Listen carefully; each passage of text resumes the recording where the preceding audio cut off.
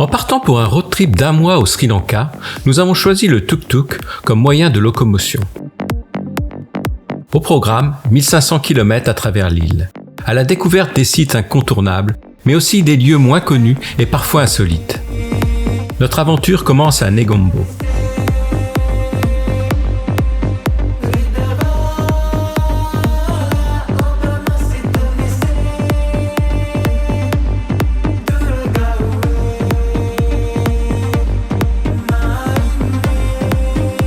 Après un vol direct de 10 heures avec Sri Lanka Airlines, nous atterrissons à Colombo.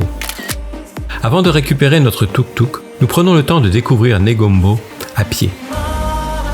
Ici, l'atmosphère est unique. Ville majoritairement catholique, Negombo se distingue par ses églises aux teintes pastel.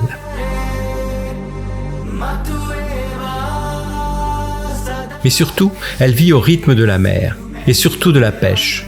Sur de longues étendues de sable, les poissons sèchent au soleil, offrant un spectacle aussi surprenant qu'authentique. Dès l'aube, les pêcheurs s'activent. Ils récupèrent dans leurs grands filets les différents poissons qu'ils viennent de pêcher.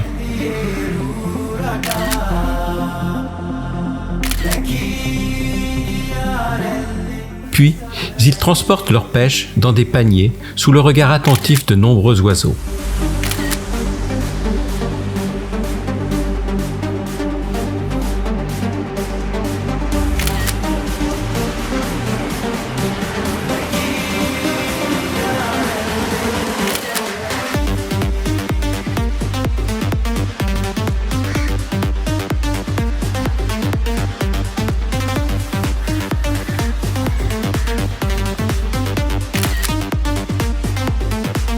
Le canal Hamilton, creusé par les Hollandais au XVIe siècle, est aujourd'hui le lieu d'amarrage de nombreux bateaux tous très colorés.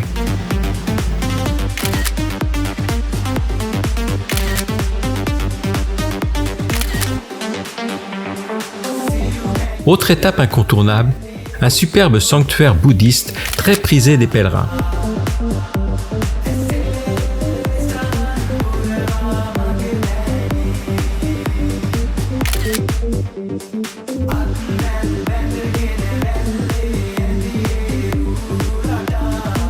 À l'entrée, une impressionnante gueule de dragon accueille les visiteurs. Au-dessus, une immense statue de Bouddha.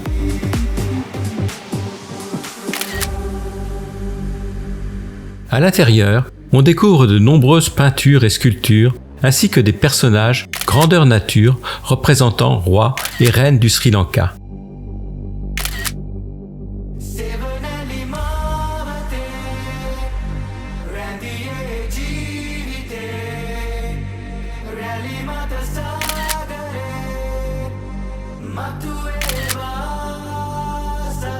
Mais la pièce maîtresse reste la majestueuse statue de Bouddha couché, longue de plus de 6 mètres.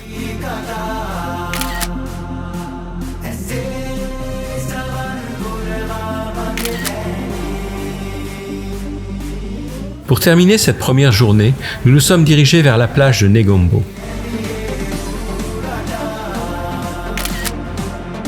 Quelques bateaux colorés reposent sur le sable, dont les célèbres oruas, ces pirogues à balancier considérées comme les ancêtres des catamarans.